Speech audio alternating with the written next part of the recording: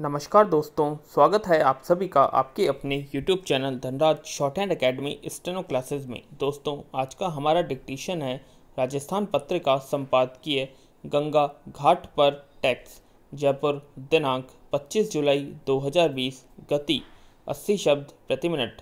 Dictation start होगी 5 second बाद।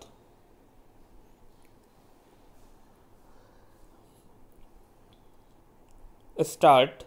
गंगा किनारे होने वाली गतिविधियां आमतौर पर धार्मिक और सामाजिक ही होती है। विराम।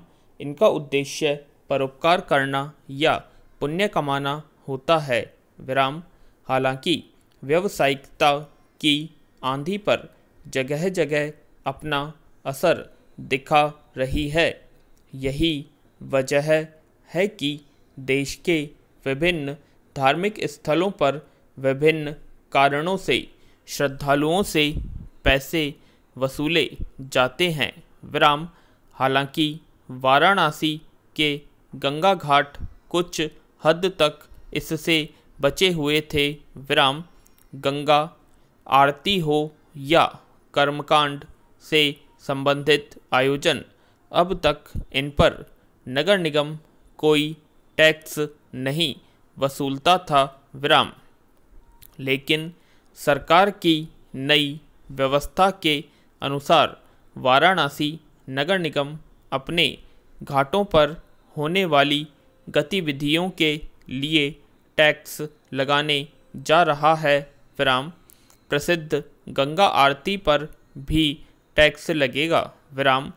सांस्कृतिक आयोजन के लिए प्रतिदिन 4,000 रुपये, धार्मिक आयोजन के लिए प्रतिदिन 500 रुपये, तो सामाजिक आयोजन के लिए प्रतिदिन 200 टैक्स वसूले जाएंगे। विराम। इस व्यवस्था ने वाराणसी जैसे बिंदास शहर में नई चर्चा छेड़ दी है। लोग नाराज हैं और राजनीतिक दलों को भी मौका मिल गया है। विराम। यह नाराजगी किस हद तक फूटेगी कहना मुश्किल है, पर नगर निगम के फैसले को सही और गलत के तराजू पर तौलना शुरू हो चुका है। विराम। टैक्स लगाने का एक दूसरा पहलू है प्रबंधन। विराम। अक्सर यह पाया जा रहा था कि अचानक घाट पर लोगों की भीड़ हो जाती है और स्थान व अन्य सुविधाओं को लेकर आए दिन झगड़े भी होते रहते हैं। विराम। जाहिर है ऐसा न हो, इसके लिए हम नगर निगम को ही जिम्मेदार समझते हैं। विराम।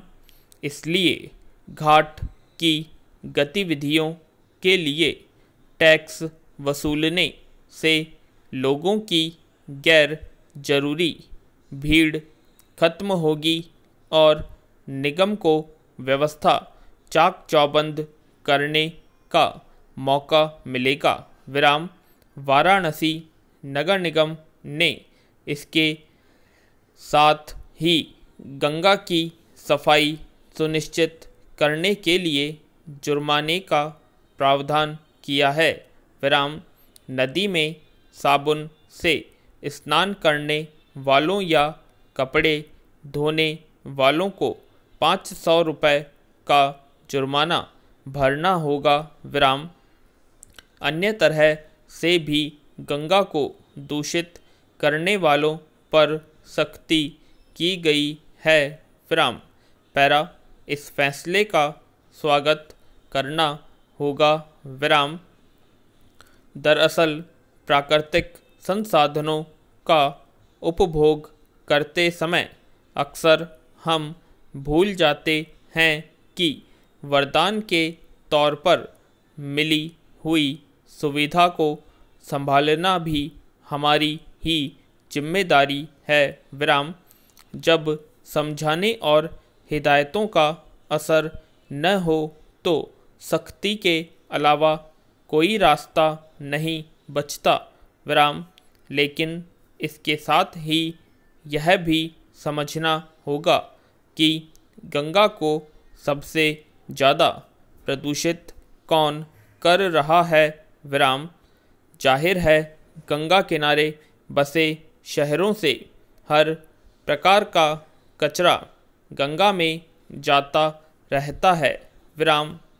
वाटर ट्रीटमेंट प्लांट लगाने की व्यवस्था का अक्सर माहौल बनता रहा है विराम। सरकारों को चाहिए कि सबसे पहले गंगा को प्रदूषित करने वाले औद्योगिक कचरे को रोकने की पुख्ता व्यवस्था करें विराम। नदी में कुछ लोगों के नहाने या कपड़े धोने गंगा जितनी मैली नहीं होती, उससे सैकड़ों गुना ज़्यादा प्रदूषण अन्य कारणों से होता है विराम।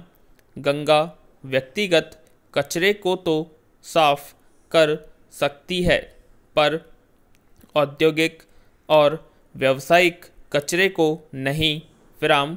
हालांकि इसका अर्थ यह नहीं कि व्यक्तिगत तौर पर लोगों को गंदगी फैलाने की छूट दे देनी चाहिए विराम। गंगा को हर तरह से साफ रखना आवश्यक है पूर्ण विराम। तो कैसी लगी आप सभी को डिक्टेशन, कमेंट बॉक्स में कमेंट करके बताएं। और अगर अभी तक आपने हमारे चैनल को सब्सक्राइब नहीं किया है तो सब्सक्राइब कर लें और वीडियो को लाइक और शेयर करना ना भूलें। धन्यवाद।